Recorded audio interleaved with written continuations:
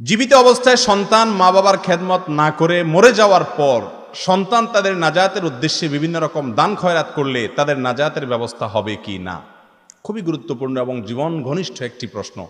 ভাইরা আমার, অনেক ভাই বোন আছেন জীবদ্দশায় মা বাবার খেদমত করতে পারেন নাই, মরার পরে বুঝছেন মা বাবা কি জিনিস। বাবা কত বড় বটগাছ, মা কত বড় আপন। যখন আপনি বাপ মা হয়েছেন, আপনারা আল্লাহ সন্তান সন্ততি দিছে, তখন হয়তো বুঝছেন, কিন্তু ততদিনে মা বাপ হারিয়ে ফেলেছেন। আছে না না এরকম লোকজন? এই লোকগুলো কি করবে? মা বাবার হক নষ্ট করেছেন, অধিকার নষ্ট করেছেন, যথাযথভাবে তাদের সেবা করতে পারেননি, তাদের আনুগত্য করতে পারেননি। তাদের করণীয় সম্পর্কে একবার প্রিয় নবী সাল্লাল্লাহু আলাইহি সাল্লামকে একজন ব্যক্তি ঠিক এই রকম একটা প্রশ্ন করেছেন, ইয়া রাসূলুল্লাহ, আমার কি করার আছে? তখন নবী সাল্লাল্লাহু আলাইহি সাল্লাম কিছু ফর্মুলা বাতলেছেন, আমি সেগুলোই আপনাদের সঙ্গে শেয়ার করব। তার মধ্যে এক নম্বর হলো, বাবার জন্য মায়ের জন্য আল্লাহর কাছে চোখের পানি ফেলে ফেলে দোয়া করবেন। সবসময় আল্লাহর কাছে কি করবেন? দোয়া করবেন। দোয়া করা এক জিনিস, দোয়া করানো আরেক জিনিস। দুই জিনিস কিন্তু। একটা দোয়া করা আর একটা দোয়া করাইতে পয়সা লাগে, করতে পয়সা লাগে না। ঠিক না? ঠিক। দোয়া করাইতে পয়সা লাগে না, হুজুরের টাকা দেন লাগে, জিলাপি কিনন লাগে, কত রকমের খরচ খরচা আছে না? করাইতে বাজেট লাগে, কিন্তু করতে বাজেট। কোরআন এবং হাদিসে আমি কোথাও পড়ে পাই নাই যে দোয়া করানোর কোনো সিস্টেম আছে। মৃত মানুষের জন্য দোয়া করাই আমরা, তাই না? সবাই দোয়া করাই। এখানে আলেম ওলামারা আছেন, ওনারা বলবেন যদি আমি ভুল বলে থাকি। কোরআন এবং হাদিসে কোথাও আমি পাই নাই কোনো মৃত মানুষের জন্য দোয়া করাইতে হয়, তবে এটা পাইছি দোয়া করতে হয়। করাটা নিজে হয়, আর করানোটা অন্যকে পয়সা দিয়া ভাড়া রেখা করাইতে হয়। হ্যাঁ, তৃতীয় আরেকটা জিনিস আছে, দোয়া চাওয়া। এটা সুন্নাত দ্বারা সাবেত। চাওয়াটা কি? হুজুর আপনি আমার মার জন্য একটু দোয়া করিয়েন, চাচা যান আপনি আমার মার জন্য একটু দোয়া করিয়েন। এইভাবে মানুষের কাছে দোয়া চাওয়া যায়, কিন্তু টাকা দিয়া ভাড়া করে দোয়া করানো যায় না মৃত মানুষের জন্য। কিন্তু আমরা করি না? করি না? সবাই করি।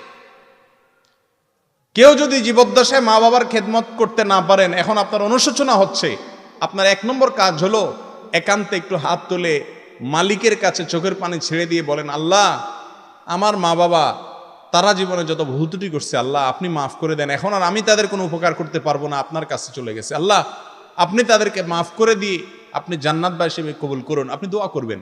মায়ের প্যাঁচ আল্লাহ দোয়া হুজুর জানে, আপনি জানেন না, কিন্তু আল্লাহ মায়ের প্যাঁচ দেখেন, আপনা দেখে, আল্লাহ দেখে অন্তরের ব্যথাটা। কথা কি বুঝতে পারছেন?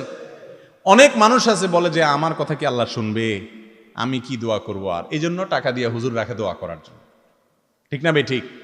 ও ভাই, যে বোবা, কথাই বলতে জানে না, আমার মালিক তারও দোয়া শুনেন, কারণ অন্তরের খবর আল্লাহ তাআলা জানেন। আপনি আমাকে যত পয়সা দিয়ে বলেন হুজুর আমার মার জন্য দোয়া করেন, বাবার জন্য দোয়া করেন, আমি দোয়া করব ঠিক আছে, কিন্তু আপনার অন্তরের ব্যথা আপনার বাবা মার জন্য যেটা আসবে, পৃথিবীর কোনো হুজুরের সেই ব্যথা আসবে কোনোদিন? এই জন্য নিজেরটা নিজে দোয়া করবেন, আর ওলামাদের কাছে দোয়া চাইবেন। দোয়া চাইবেন, হাদিয়া তোহফা দিবেন, দোয়ার বিনিময়ে না, এমনি হাদিয়া তোহফা দিবেন। কথা কি বুঝতে পারছি? একটু দোয়া করে হাদিয়া দেওয়া, এগুলো ছোট লোকই। ওলামাদের সামনে খেদমতে হাজির হবেন, হাদিয়া দিবেন আগে পরে, দোয়ার সাথে কোনো সম্পর্ক, এমনি দোয়া চাইবেন। এরপরের প্রশ্ন হলো, স্ত্রীর উপরে স্বামীর দায়িত্ব কর্তব্য সম্পর্কে বলুন। খুব গুরুত্বপূর্ণ একটি প্রশ্ন। আমাদের দেশে স্বামীর প্রতি স্ত্রীর কর্তব্য কি, এই ওয়াজই শুধু বেশিরভাগ শোনা যায়। ঠিক না বে ঠিক? মহিলাদেরকে ওয়াজ করতে করতে করতে করতে বেচারীদেরকে আমরা কোণঠাসা রাখি, কিন্তু পুরুষরা আমরা মাশাআল্লাহ নিজেকে রাজা রাজা ভাব মনে হয়, তাই না? অথচ স্ত্রীর যেরকম অনেক কর্তব্য আছে স্বামীর প্রতি, স্বামীরও অনেক কর্তব্য আছে স্ত্রীর প্রতি। ঠিক না বে ঠিক? স্বামীর যে সমস্ত কর্তব্য আছে তার মধ্যে এক নম্বর কর্তব্য হলো, আল্লাহ কোরআনে বলেছেন ওয়াশিরুহুন্না বিল মারুফ। স্ত্রীর সাথে সদাচরণ করতে হবে, সদ্ব্যবহার করতে হবে, সুন্দরভাবে জীবনযাপন করতে হবে, ছেঁচড়ামি করা যাবে না। বহুত পুরুষ আছে সংসার করে ঠিক আছে বউয়ের সাথে, কিন্তু ছেঁচড়ার মতো সংসার করে, আছে না নাই? ঘেউ ঘেউ ঘেউ ঘেউ ঘেউ ঘেউ ঘেউ ঘেউ সারাদিন, বাহিরে আসাল ফেরেশতার মতো, আছে না নাই? ইয়া বড় ফেরেশতা, ওনার মতো মানুষ হয় না, ওনার আখলাকে ওনার আচরণে সব ভাঙে চুরে পড়ে, কিন্তু বাসায় আসলে কুত্তার মতো আচরণ করে, আছে না নাই? নবীজি বলেছেন খাইরুকুম খাইরুকুম লি আহলিহি ওয়া আনা খাইরুকুম লি আহলি, তোমাদের মধ্যে এই যে আমরা অনেকগুলো লোক আজকে একত্র হইছি, আমাদের মধ্যে সবচেয়ে ভালো আল্লাহর কাছে ওই লোকটা যেই লোকটা তার বউয়ের কাছে ভালো, যার বউ তাকে অন্তর থেকে বলে যে আমার স্বামীর মতো মানুষ হয় না, এত ভালো মানুষ তিনি। এই সার্টিফিকেট যদি বউয়ের কাছ থেকে পাইতে পারেন তাহলে কিল্লা ফতে। আর নবীজি বলেছেন আমি তোমাদের মধ্যে পরিবারের কাছে সবচাইতে ভালো মানুষ। আমাদের অবস্থা হলো আমরা বাইরে যত ভালোই থাকি না কেন, বউয়ে আমাদের সবার গোমর সব জানে। রাগ উঠলে মুখ দিয়া কি বাইর হয়, কি করি না করি আমরা, এসব বুজুর্গি কারামত সব কে জানে? বউ জানে। এই জন্য যার বউয়ে তাকে ভালো বলবে, সার্টিফিকেট দিবে, সে ইনশাআল্লাহ আল্লাহর কাছেও ভালো।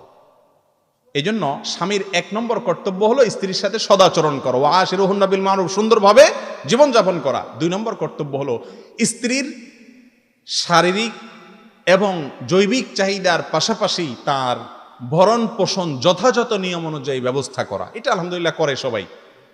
তৃতীয়ত স্ত্রীর প্রতি তার করণীয় হলো তাকে দ্বীন শিক্ষা দেওয়া, আল্লাহ এবং তার রাসূলের পথে চলতে সাহায্য করা। অনেক স্বামী আছে বাধা দেয়, আরো অনেক বেহায়া স্বামী আছে আরো বরং স্ত্রী ভালো পথে চলতে গেলে বাধা দেয়, আছে না নাই? এই জন্য এগুলো খেয়াল রাখতে হবে। আল্লাহ তাআলা আমাদের সবাইকে তৌফিক নসিব করুন।